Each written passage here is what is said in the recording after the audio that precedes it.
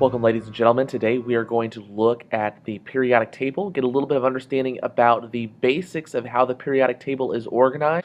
The periodic table is organized in a way where we can actually determine trends of different properties based on the periodic table, things like density and atomic mass. And when we get to it, we'll talk about things like ionization energy and atomic radius and electronegativity and other properties that can be determined just based upon where elements are placed on the periodic table. It's pretty amazing to think that it's organized in such a unique and interesting way. So our goals today, you should be able to identify the different groups that are on the periodic table because they contain different properties that allow those particular elements to react in different ways. And also explain how the periodic table is organized because it is a unique pattern that is present on the periodic table. First off, I think it's important for us to discuss how the periodic table was originated. And in 1869, a man by the name of Dmitri Mendeleev organized different elements based upon their chemical properties in periodic trends. Now, there are only 56 known elements at the time, so this was a bit of a challenge for him because a lot of the elements that we know today, where the periodic table has over 118 elements, were not known. There were only 56. So this provided a challenge, and it wasn't like they were just the first 56 elements either. You can see on the periodic table that Mendeleev generated that uranium and thorium are on there, and platinum and iridium and osmium, but it's missing some very key important components on that periodic table. And notice that Mendeleev was intelligent enough to put blank spaces where he thought elements would be. And this all has to do with the trends that are found on the periodic table. One thing you may find interesting is that the groups are actually organized quite well. You look in that first group, we've got hydrogen, lithium, sodium, potassium, rubidium, cesium. All right? So you see that those are organized in a really, really important and correct way.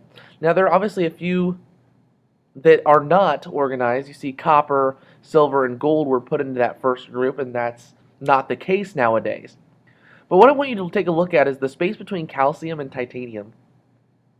He left a blank spot there intentionally because of the trends that were found on the periodic table. He thought that there would be a blank space there. For example, let's take a look at the molar masses as we go across that fourth period. So we got potassium, K, which is 39.1, calcium, which is 40.1, and then it jumps to titanium, which is 47.9. That's a big difference between 40.1 and 47.9. So Mendeleev figured that there might be an element that exists there that simply just has not been discovered yet. And it turns out that he was right. It's quite amazing to think that somebody was able to think this way and be able to organize the periodic table in such an amazing way, where he actually knew where blank spots were and where elements were eventually going to be discovered. It's pretty amazing to think that he was able to come up with such an amazing way to organize the periodic table. Looking at the modern day periodic table, we can see that periods are in horizontal rows that go across the periodic table, and groups or families are vertical columns that run north and south. So just a few terms that are important to know to get a better understanding of the periodic table. Some other properties that are associated with the way the periodic table is organized is that the periodic table is organized into metals, nonmetals, and metalloids. The metals are in the middle and far left. They are considered shiny, as you can think with most metals. I know for one, I'm quite often distracted by shiny metal objects, but that's kind of a personal problem. They're also malleable, which means that they are able to be bent and molded. So I think like copper can be transformed into copper wire. Aluminum can be transformed into aluminum foil. We can take metals and mold them quite well. And they are good electrical conductors as well, as we all know.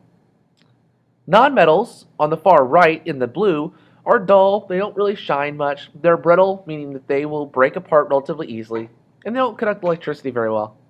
And then the metalloids, which are the yellow that are in between and straddle the stair-step line that you see on most periodic tables, including things like boron, silicon, germanium, arsenic, antimony, and tellurium. All these have properties that are somewhere in the middle. They're not quite malleable, not quite dull. They're okay conductors of electricity, And you can mold them a little bit, but you can't really do a whole lot with it. All right? So just taking a look at the periodic table that's present here, we can see that there are different group numbers that go across the periodic table, and there are different periods as well. And you notice the group numbers are organized in a way where we have A's and B's.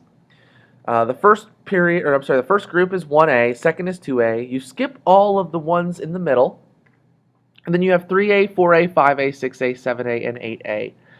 You also notice that there's the different blocks of elements, and we've talked a little bit about that, about the S block or the S sublevel, the P sublevel, the D sublevel, and the F sublevel. So they're organized that way as well. And if you remember, the S sublevel holds a maximum of 2 electrons, P holds a maximum of 6, D holds a maximum of 10, and F a maximum of 14. So if we remember, the periodic table is organized in that way to help out as well. So let's take a look at some specific groups. The first specific group I want to talk about is the alkali metals, and that is the first group that is present on the periodic table. It is very reactive, meaning that it will react with the air, it will react with the water that's in the air and actually start to corrode the material. They're very reactive in water. They produce a lot of hydrogen gas. And as a result, that creates a lot of energy, which can generate large, fun explosions. And they don't typically occur freely in nature either. You're not going to dig up in your backyard a giant chunk of lithium or sodium, and that's probably a good thing. Because if you did and it rained, it'd probably start a fire and not be pleasant. Alkali earth metals, second group, they're also very reactive. They contain 2 valence electrons, and they don't occur freely in nature either. So these first 2 groups, you can find them in nature, but they're typically bound to other chemicals. You don't typically find sodium, lithium, potassium, magnesium just naturally in nature by themselves. So if you go back and look at the periodic table, we can see that the first group, including lithium, sodium, potassium, rubidium, cesium, and francium, are all alkali metals and contain 1 valence electron. The second group, containing beryllium, magnesium, calcium, strontium, barium, and radium, all have 2 valence electrons and are known as the alkaline earth metals. Now hopefully you'll notice a trend here. The first group has 1 valence electron. The second group has 2 valence electrons. And we'll see this trend continue through the A groups as we move along the periodic table. Some other important groups. The transition metals are in between the S block and the P block on the periodic table. These are the D block or the D shell metals. These are the metals that you're really most familiar with, things like copper and iron, gold and silver and platinum. Those are all transition metals, and they vary on the number of valence electrons and their oxidation states. The inner transition metals are things like the F block metals, so things like uranium and thorium and plutonium. And again, the valence electrons will vary depending upon what it's bound to. So if we look here, again, in between the S and the P, where you see all the B's, 3B, 4B, all the way to 1 and 2B, those are transition metals. And then the F series, including the lanthanides and actinides, are your F block. Those are your inner transition metals. 2 other important groups in the periodic table include the halogens, and this is group 17 or group 7A, and that contains 7 valence electrons. And these are things like fluorine and chlorine and bromine, iodine, those chemicals. The noble gases are in group 8A or 18, and they contain 8 valence electrons because they are very unreactive. So those are things like your neon, your argon, your krypton, your xenon, radon, helium. Those are all your noble gases. They're very unreactive because they contain 8 valence electrons in their outermost shell. And as we remember, all atoms want to contain 8 valence electrons. If they don't, they're going to chemically bond until they do. So, noble gases already having 8 valence electrons means that they don't typically react with very many other chemicals. So again, looking on the periodic table here, group 7A are your halogens, fluorine, chlorine, bromine, iodine, astatine. And then group 8A are your noble gases, helium, neon, argon, krypton, xenon, and radon. Now, the number of valence electrons is very important to an atom because it is the number of electrons in the outermost orbitals. And if we remember, the two outermost orbitals in an atom are the s orbital and the p orbital.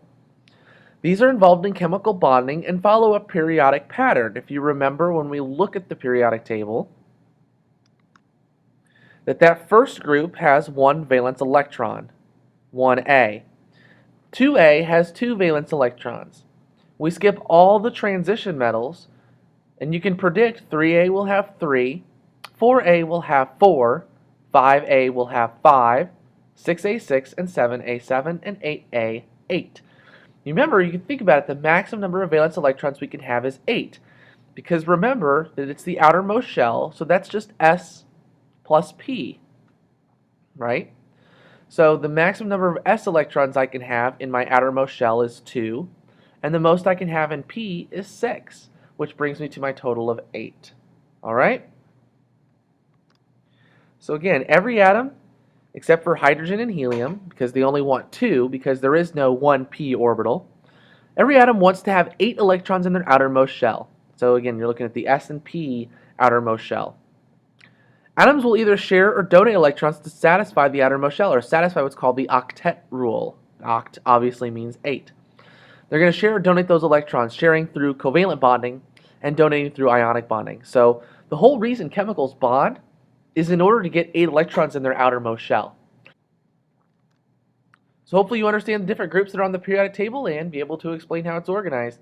We'll come back and talk about this in class a little bit later, guys. We'll see you later. Bye.